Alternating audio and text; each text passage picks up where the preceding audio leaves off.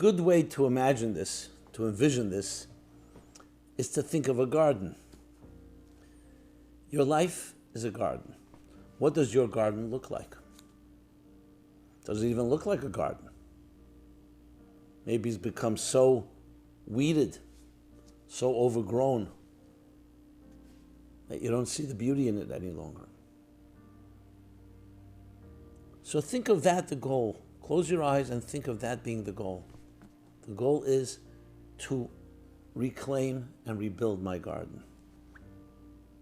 A beautiful garden with diverse flowers and plants and colors and poetry.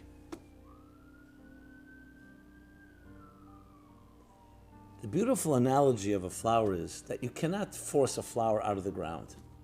You have to plant the seeds, water and nurture, and the flower will emerge. It's a very important message. It will emerge. You can't purchase it. Yes, I know today you can purchase flowers and plant them in your garden, but somebody somewhere had to have them emerge and grow. They emerge, and there's a process. Respect the process and respect the need for it to emerge, that you can't force it. That's the garden you want to build of your life. And to do so, we're going to have to review the different aspects of our involvements and see what is contributing to this flower and what is not. Michelangelo put it beautifully when he was asked, how do you sculpt those beautiful angels in the marble?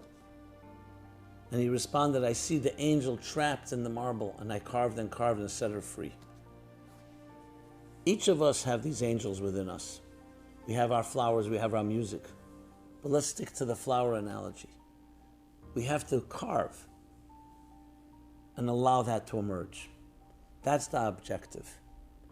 Looking at what you have right now, what has happened to your garden, and what is necessary to be done to reclaim and rebuild your garden.